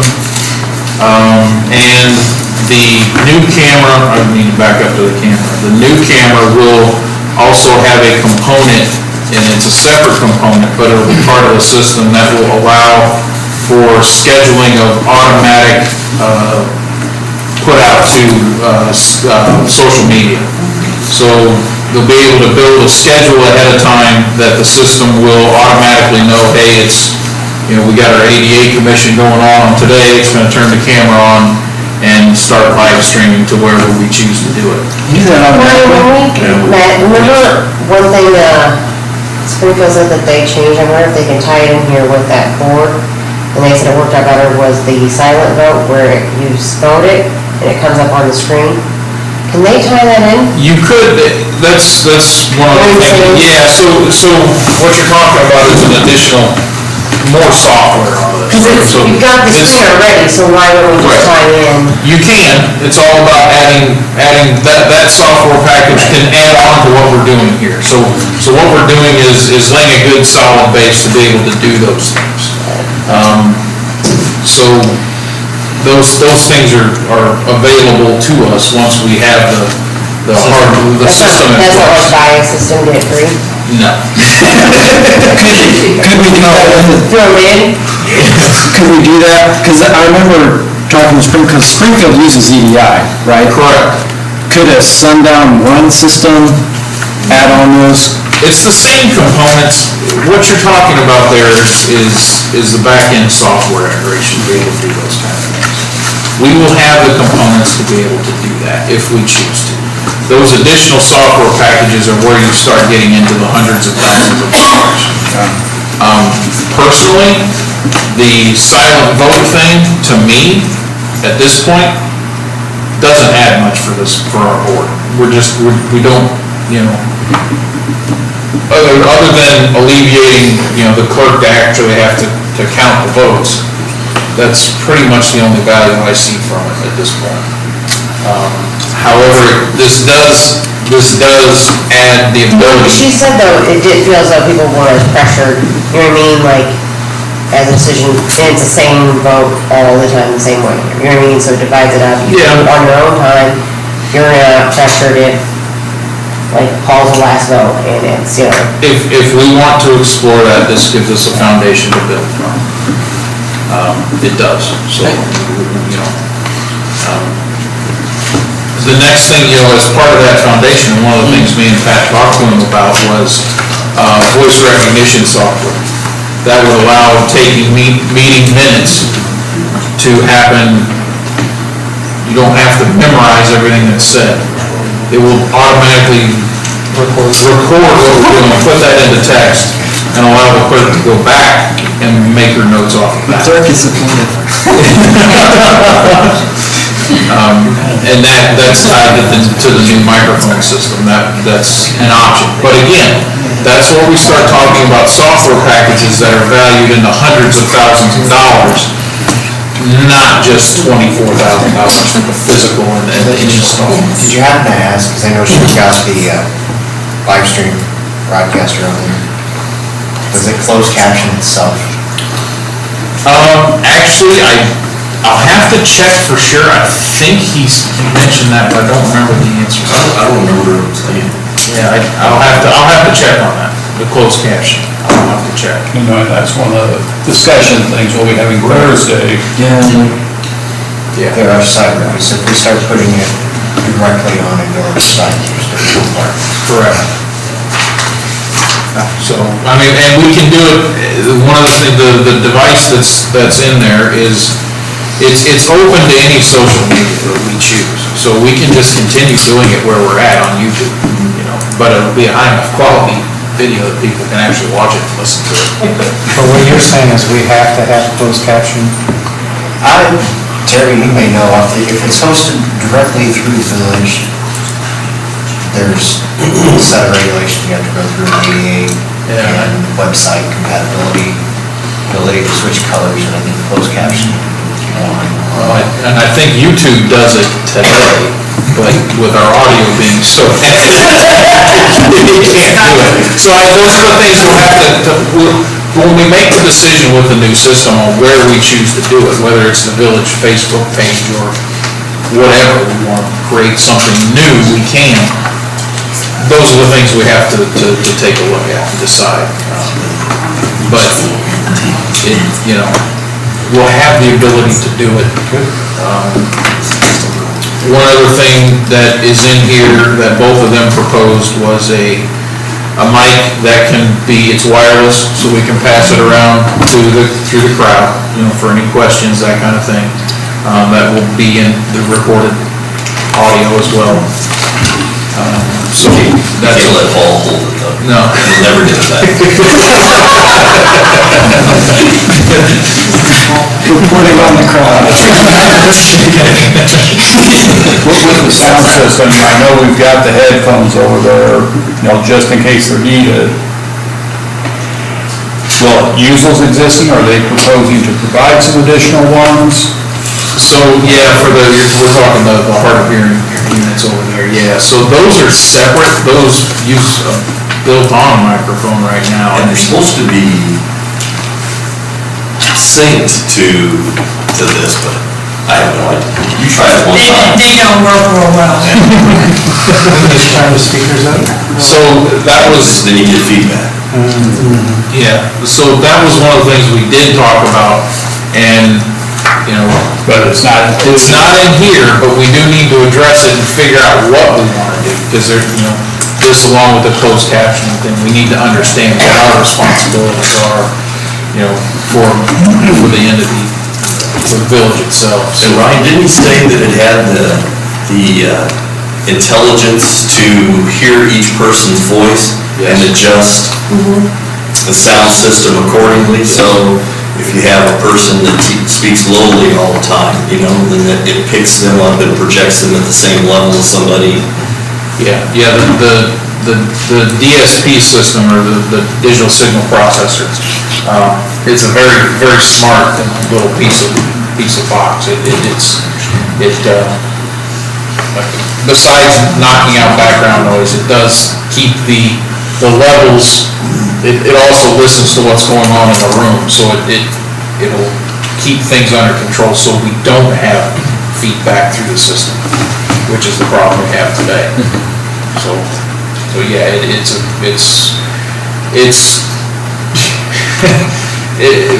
it's not even comparable to what we have today. You can't, that's why this is all gotta be torn out. There's not much that can compare to what we have now, is there, Brian? Not really, no. Is nothing better than what we have now? Because I can make nothing happen. The one thing I did ask him is if for some reason we ended up with a whole bunch of money and we ended up with a new village hall, could we take all of this equipment with us? And they said, everything but the wiring. So it just unplugs and we can run new wiring if we were in a new village hall somewhere. And they're very good about the warranty too. And does the warranty, if we were to move, does the warranty move with it? Or Their installation, as long as we have them doing the install. as long as they would move it? Yeah. Because I could see that be when you moved it, so warranties wouldn't. As long as they do the work, we're good. Two questions I've got. Would we pay sales tax? I'm sorry? Would we pay sales tax? No. Okay, so there's $1,600 savings. The other question is, and I know it's completely up to them, make sure that they do. I assume their $4,000 is based on prevailing wages. I would imagine it is, yeah. And if not, then we would have to. Well, no, I guess that would be up to them to say, oh, we're supposed to pay prevailing wage? Yeah. Yeah, I honestly don't know. I mean, I just didn't know if they figure that base versus what they pay their guys now, for a home installation or a business, so. yeah, that's a good point. They price match too. Yeah. So if we find a better deal on the internet, we need these components. The one thing that I would add too is this system is going to allow the village itself to operate better. Pat told me they do training in this room all the time, and it's always a nightmare for them. Stuff doesn't work half the time it does. He told us there'd be a USB plug right here. Yeah, that's Someone brings in their laptop and wants to run, they just plug their USB in. And we're actually gonna put a control panel in the countertop right there. That there literally be an on button. You hit that and everything will come on. Everything's gonna light up. So, It should be very simple to operate, and we shouldn't have any problems. I work in IT, it doesn't happen like that.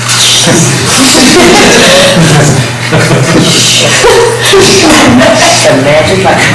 As long as we can keep people from unplugging everything. So what's our next steps with this?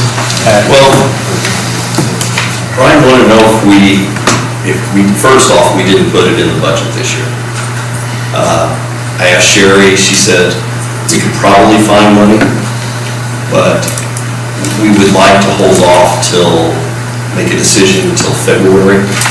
That way, we're farther into our fiscal year, and then if we have the money to be able to do it, it's close to where we'll do our reappropriation, and then we'll reappropriate it towards this project. Now, I'm not exactly sure if at $24,000 or $25,000, do we have to put that out for bid, or can we? I don't think this is considered a public works project. Okay. So we're not putting it out for bid? Like Jeff just said, we would not have to put it out, we would not have to put it out for bid. We have 2 quotes from companies that do this. You could decide from those quotes. And very honestly, to find a third, I ran through 4 other companies and they will not touch anything like this. Once you get into the presentation systems like we're talking about, the integration of it requires a pretty delicate skill set that not a whole lot of people have. And if they do have them, they're paying them. And that's one of the reasons why this CDI quote is $15,000 more. I think that, if we even put it out there, at least we know we cover it, you know what I mean, and nobody. That's the only thing, I feel like we always said we do open bidding, and I just, like you said, don't. We might have some local requirements.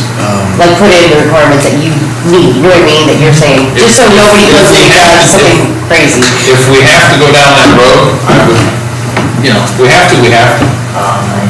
I would prefer that, honestly. I think part of the problem with bidding this though is, everybody's got their own equipment and their own specifications. So how are you gonna know? That's what I'm saying, can you put enough,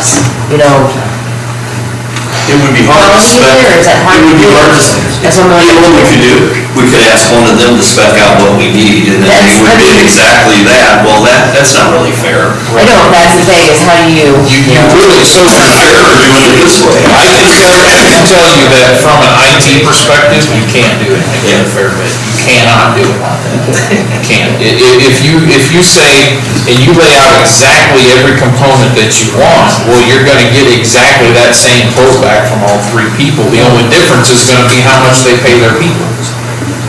That will be the only difference that you get. And one of the other problems you run into is the manufacturers of devices like this the manufacturers only allow so many people to resell their product in a territory. So the simple fact that Sundown One is already bid out BIAMP, which is the DSP, means that the next company can't even touch it because BIAMP has already claimed our bid, so it has to be a whole nother manufacturer, and then you're talking about different requirements based on the manufacturer. So it really can't happen. It honestly can't.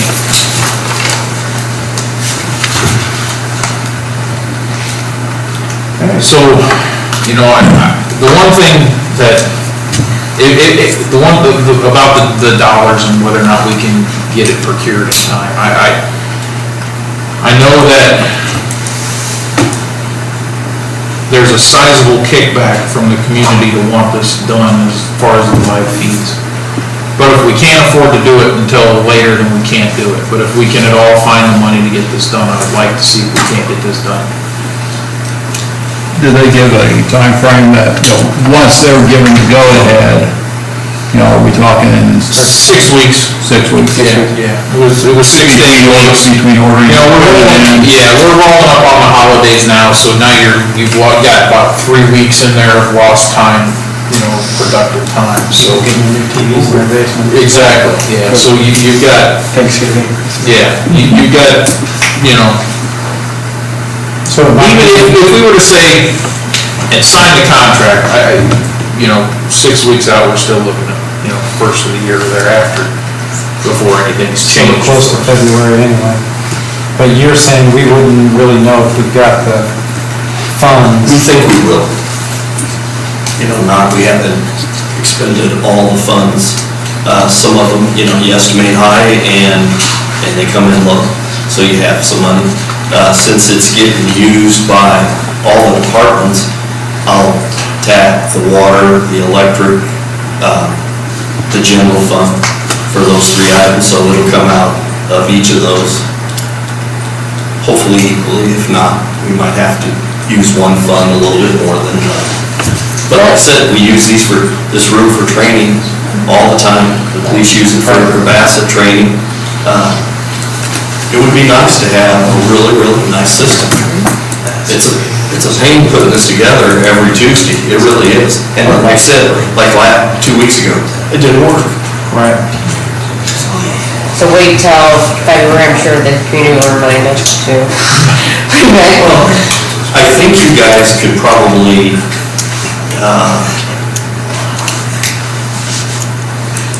at least give Ryan an idea of whether you're all for it or not. That way he can at least touch base with whoever you guys choose, and at least they can look into see how long it's gonna take to get the equipment. That way, and then when they might be able to schedule it, if sometime after the first of the year. By then, that leaves us 5 months left of our, actually, till the end of April, so we should know pretty well whether we're gonna have enough funds, which, like I said, I don't think it'll be a problem, but I'd hate to go and turn around and say, all right, we're gonna have 25,000, you need to take it out of this and this and this, and then all of a sudden somebody comes up with, well, I was planning on buying this with that, so. I personally would be for it. I don't know if anyone else is. And I mean, I support it as long as the money's there, so, yeah. Do you know if the ZDI's got the sales tax in it? Just out of I curiosity. don't, since they didn't give us a bomb, but it's.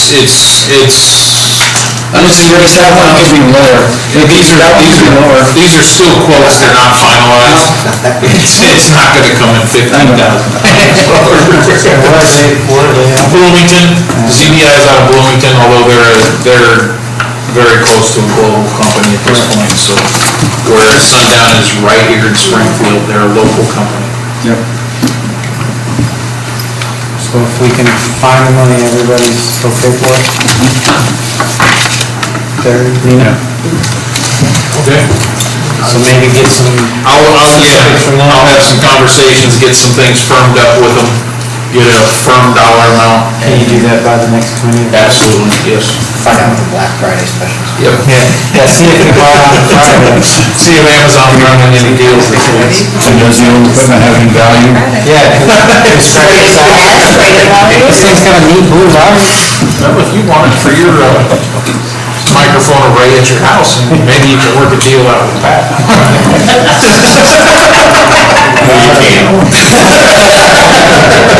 No, you can't. It has to be auctioned. All right, next thing is performance audit, RFP, Nina. I think we've got one more in, so we'll just table that till the next meeting. I got Nina's today, Paul's today, and So I went to print mine and, the dog out, so. the format is not working out so well, so I'm still struggling through that. I hope to get it, I'll bring it in this week. Okay. You do have mine, right? I do. Do you need me to resend it in a different format? I think I can get it. It's, I'm being on I'm on an iMac, I'm on a Mac. He needs a chisel Mac. Yeah, I think I was gonna give it his. Yeah, it goes into. Yeah, you'll have mine tomorrow. It's not called Word, it goes into whatever the Mac. Your dog ate it too. Don't say anything. Well, I just didn't get it done. I could put it in a PDF if you want. You know you can put Word on Mac. Use Mac, gross. I like the Mac for the videos and the photos, but. And you can't put Word on the Mac, they do have a package. Yeah, but it just feels wrong. So we should have that. As soon as you get it. If I get mine in this week, I'll put that on next meeting. All right, it'll be in this week. E-alert system, Pat. Our alert system has been working great until about a month and a half ago. Something changed at AT&T, and now it sends out the text messages some days 3 days later, some days 5 days later, sometimes 3 o'clock in the morning. I've had so many upset people call and say, it's not doing me any good if I get it 3 days late. This is probably true. We cannot figure out what they have done. I've got the guys at MCS, they've called there, they're trying to talk to the people at AT&T, and I finally got to the point where I told them, I said, I think you might need to find me some other software, because if this isn't gonna work anymore, I got 4,200 people that follow eAlert now. I don't want them disappointed. They follow it religiously, we send the things out, it works great. Pat, do you know if they, in talking to the company that provides the software, do you know if they have looked at changing the messaging gateway within AT&T? And that's what I've talked to the guys at MCS to take a look and see if that's the solution, whether it's something that the way that we're sending out, or is there another type of a piece of equipment that we can put on there that takes, right now it currently tries to send everything out as an email, and then it converts those emails into text messages. Do you know if they're emailing it to att.txt.net or att.mms.att.net? That I don't know.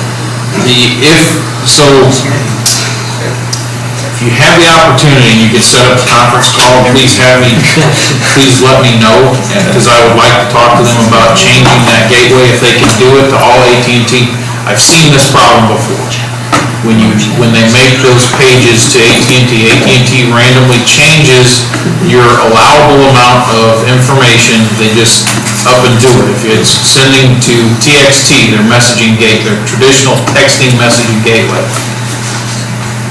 they choose to decide that you're sending too much and we're not gonna let you do it anymore. If you change to the MMS, the multi-messaging gateway, multimedia messaging gateway, it will allow it through.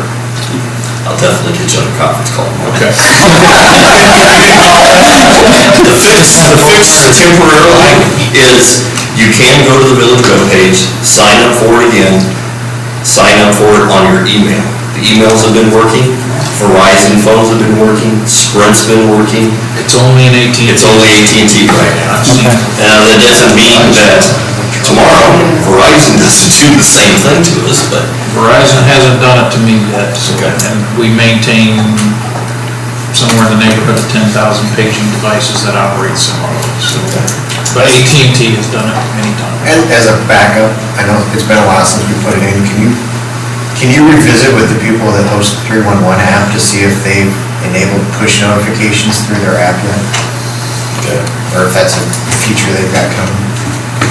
They do get replies back. So say, for instance, if you put in a work order in the 311 system and you enter in your email, it will, when the work is complete or whatever we do, we enter that into the system and it automatically sends it back to the respondent. Because if you request it, if you can initiate a general population push notification, it does the same thing. You just gotta get people to use the app. How do you transfer Slowly. 500 Slowly. emails over, and do a comprehensive performance audit, and change food?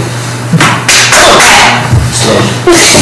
It's not every day. But like I said, if we have the database of all of that information, those phones, the text messages, everything, emails, if I have to switch to a different software to get it to work, I'll just feed that into there. I'm sure if you're selling that software, you've got an import. So, if you don't, we're not buying it. All right, next, discussion on water commission intergovernmental agreement. We are waiting for feedback. Do we know if Lee is? He did get back to me. Okay. He's misunderstanding a little bit, so I need to call him and talk to them about what the intergovernmental agreement is, so I'll take care of that. Do you want me to try to dig up what the original agreement was between the village and the South? Yes. Because I think it might take care of everything that you're wanting in there. That'd be awesome. It's just, you might not have to rewrite it. So let me. Well, I know they were trying to add stuff in that we were talking about at that meeting, but. Related to the engineers? Yes. Yeah. So let me try to dig that up tomorrow. Okay. And, Get it to Nina, and she can, thank you. That was never brought up at their meeting last Tuesday. They really shouldn't, we need to agree with it first, Chatham does, before we even bring it to them. I think that's where it gets a little bit confused. This is, we need to agree here that we're on the right track, and then bring it to them. It should be brought to them until, we all say yes, and then Jeff looks at it and says yes. That's good. And I think that's where the confusion is. Does that make sense? Yeah. Thank you. Number 9, comprehensive plan proposal. Same, isn't it? Yeah. I think I put number 1 on before I left. Okay. And I think when Jill added it, I think she added it at the next list coming down. All right. Didn't have it. We've already had 2 discussions. Not that I want to hear from you guys again, but thank you. Let's hear your piece. All industrial. All Discussion on additional travel expenses related to the attendance of the 3rd day of IML conference.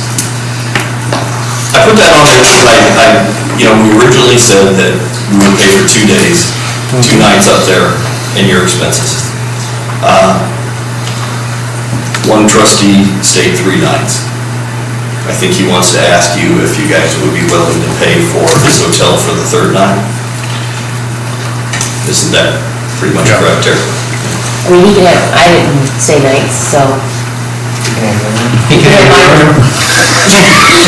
I mean, Terry, did you learn anything, that's what's important, did you learn anything with the extra time you were there?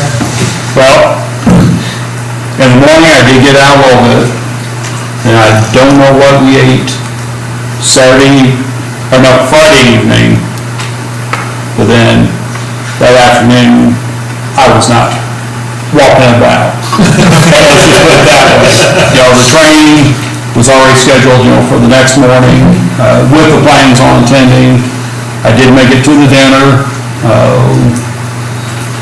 didn't eat a whole lot, but so forth. So, yes, I did stay the 3rd night with the intention of trying to hit all the different classes that were going on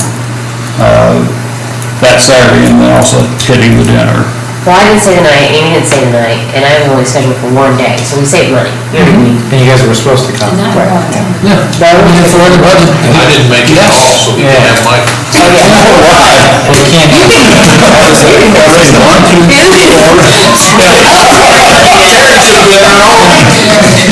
So, I like the 3rd night too, so.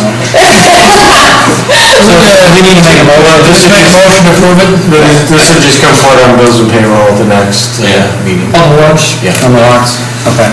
Both Paul and Terry's, I think, were in the warrants for tonight, for the 2 nights plus your expenses.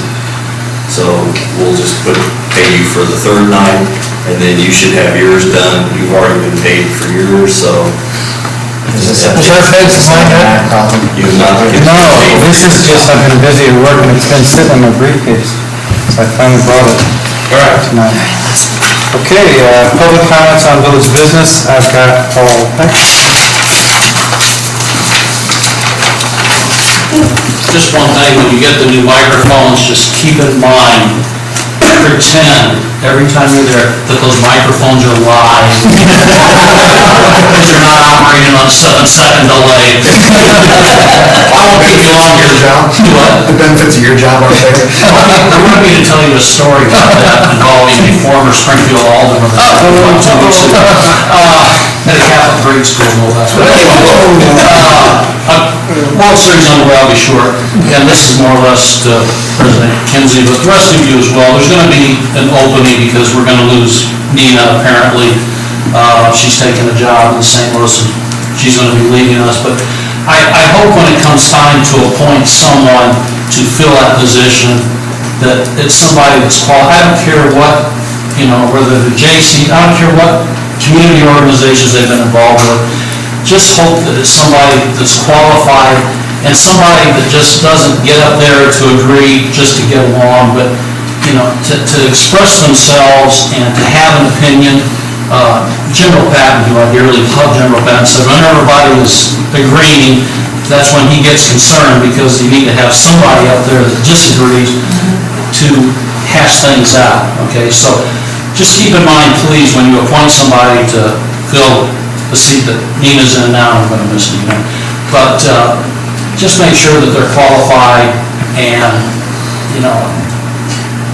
not somebody that has a past, because we've had some bad experiences with some boards in the past, okay? If you keep that in mind, I think it would be appreciated by everybody. Thank you very much. Thank you. Mr. Greer? Jeff? You're good? Okay, that's all I have. Anybody else? All right, thank you, everyone. I need a motion to adjourn. Make a motion to adjourn. Trustee Mao makes motion to adjourn. Do I have a second? Let Matt second his own motion. Trustee Churchill seconds. Meeting adjourned. Thank you.